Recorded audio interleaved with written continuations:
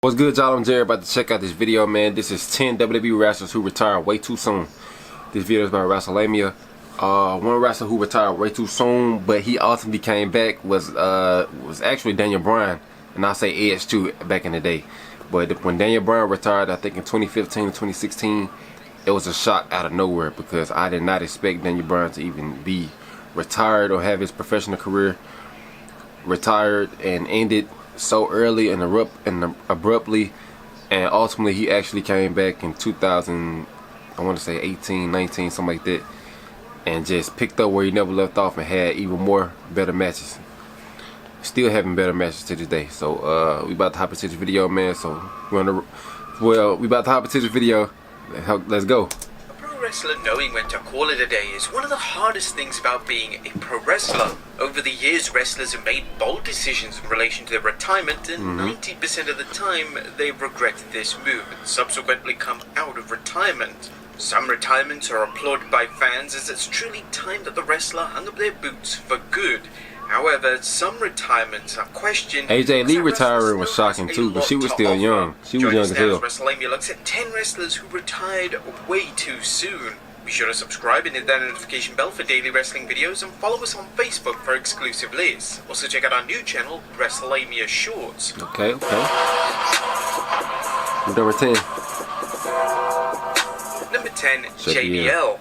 The retirement of JBL at WrestleMania 25 came as a huge surprise to fans. JBL was one of the top stars in the entire company, and although he had a history of back issues, it looked like he was able to work through the pain. He wasn't no top guy though. As his character was over, and every feud he was involved in had meaning and substance. JBL stepping away from the ring in 2009 seemed like an abrupt move, but according to JBL, he knew it was time, as he was getting too old to hang with the youth of WWE. JBL is a talent who has stuck to his word in relation to staying retired, and it's great to see he actually stayed WWE retired, use his talents as a manager. That's a good thing. To manage Baron Corbin good to see him back on TV though.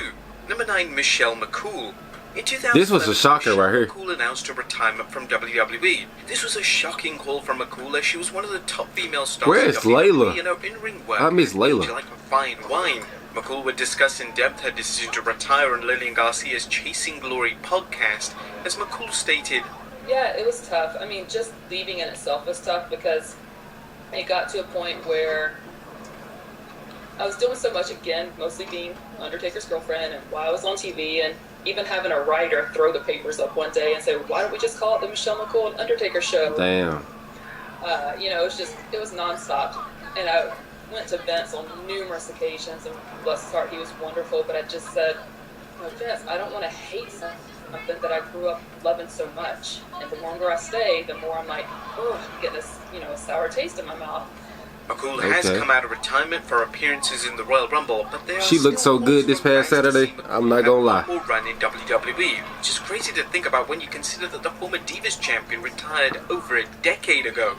Number 8, Abyss. She looked even better. TNA legend Abyss retired from in-ring competition in 2019 without too much fanfare. Now, Abyss is without question one of the greatest big men to ever lace up a pair of boots, and numerous names such as TNA legend right there. Kurt Angle and Sting have spoken at length about how gifted Abyss is inside the squared circle. When he retired, it was evident that he still had so much more to give, and he would later be signed by WWE, but not as an in-ring talent. Abyss would become a producer for WWE, and this is a role which he received widespread appreciation for, as it looks like he truly has a gift for putting together matches. Although it seems like the former NWA World Champion has no plans to step inside the ring again, there are calls from fans to see Abyss enter the Royal Rumble as a surprise entrant, which would seal off a tremendous in-ring career. That'd be cool. Number 7, Eve Torres.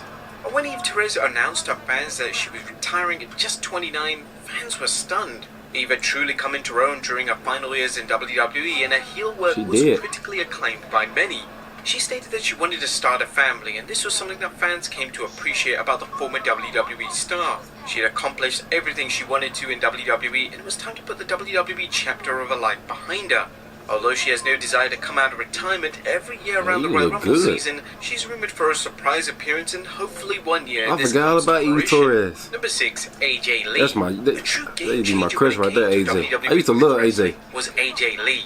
AJ brought new eyes to the women's division, and her segments, particularly in 2012, were huge draws for WWE. AJ was immensely popular, and she was a vocal face of the women's division who always campaigned for women to get better treatment in WWE. She retired out of nowhere. I think it was because of the CM Punk stuff. AJ retired in 2015 as she'd been dealing with a serious neck injury. This combined with the fact that her husband CM Punk and WWE weren't exactly That probably played a bigger role. Unfortunately created a very problematic workplace environment for AJ. She would have to stay active for a few short months for the likes of Sasha Banks and Becky Lynch to join the roster, and the matches AJ could have had with these talents could have been truly special. It would have been so Fans freaking still good. hope one day AJ decides to step back in the ring, but even if she doesn't, AJ's work and contributions to wrestling are going to be celebrated for years to come.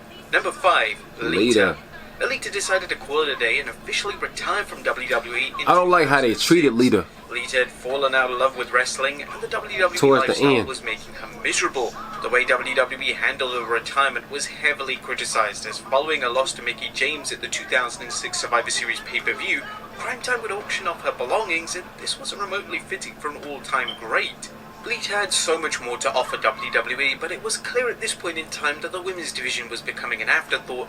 Lita deserved much better than to be a non-factor on WWE television. Yeah. Thankfully, Lita has made a number of appearances since 2006, including a match with Becky Lynch in Ooh. 2022, which was WrestleMania worthy.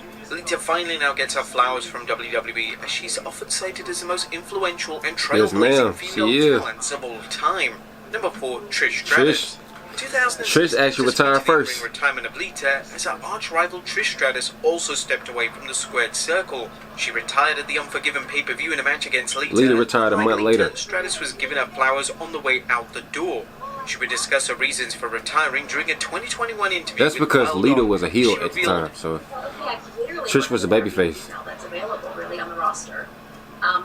Been so lucky to have these fantastic, robust feuds with all the women too. Really, leading match, really, great feuds and rivalries. Yeah. To this day, people talk about it and love it and connect about it. Oh yes. Yes, I felt that, and then not that there was I was teetering a little bit, but then my mom got sick. I don't know if you've heard the story about my mom was watching lymphoma. Oh gosh. This was the universe saying, "This is your time to walk away and focus on family again."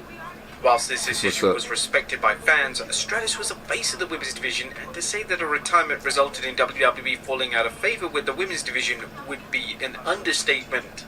Number 3, The Rock. Yeah. Backlash 2003 saw The Rock's final match as a full-time talent. The Rock was going to branch out to Hollywood, and this would have been a career move that made The Rock a pop culture icon. What was crazy about The Rock's decision to exit WWE was that he'd only been a main eventer in WWE for around 5 years, and he was already leaving the company. The Great One had a ton more stories to explore, and these were talents such as Eddie Guerrero, Batista, and John Cena, who he had yet to work an extensive program with. Yeah. The Rock would make a number of future in-ring appearances for WWE. That was his last match, actually. WrestleMania 20, before he came back. Gone. Did The Rock make the right call back in 2003 to hang up his boots? Well, in hindsight, yes. Yeah. But it was clear that The Rock saying goodbye did severe damage to the WWE's product, as The Rock was simply put the most exciting and charismatic talent WWE had under contract. Number 2, Stone Cold Steve Austin. Stone Cold, yeah. Stone Cold Steve Austin's established history of neck issues finally caught up to him in 2003. Austin would have his last match at WrestleMania 19 in a match against his arch rival The Rock. Austin retiring was a huge blow to WWE and the fans, as Austin had been the face of the company for the past few years, and he had represented the company through their ultimate peak. Yeah. It was a huge shame that Austin had to retire due to injury, as his work was still excellent and there were still storylines waiting for him. He could have worked with Brock Lesnar and Goldberg. Almost 2 decades after his initial retirement, Austin would come out of retirement for a main event match with Kevin Owens at WrestleMania 38. The match was well received by the fan base, and Austin showed everyone that maybe he had 1 or 2 more stunners left in him after all. And number 1, Shawn Michaels. WrestleMania 26 acted The as reason the Shawn Michaels retired kind of made sense. Shawn Michaels. HBK would have his last ever match against The Undertaker. I had read about him HBK's recently retiring, was that it was questioned if maybe it was the 2 weeks ago. appropriate time for him to call it a day. HBK's work was still incredible, and he was having great it matches was. with everyone. There was simply no signs of him slowing down or his in-ring work deteriorating. Nevertheless, in 2018, HBK made the controversial decision to come out of retirement. He would team with Triple H to take on the Brothers of Destruction at the Crown Jewel event, and it was evident that HBK had a ton of ring rust and wasted what would have been a huge Yep. opportunity for him to wrestle a young star. The Hall of Famer has been openly critical about his decision to come out of retirement, stating he wished he remained retired. It goes without saying that HBK had a few more years left in him when he initially did. retired in 2010, but it was ultimately his decision to call it a day, and it's something fans have to respect. But there you have it, folks, 10 wrestlers who retired way too soon. Be sure to leave your comments down below. I'll see you next time with some more wrestling content. Alright, y'all, great video, man. Let me know down below in the comments of what y'all thought of my reactions to this video. Like, comment, subscribe, and I'll see you next time. I'm out. Peace.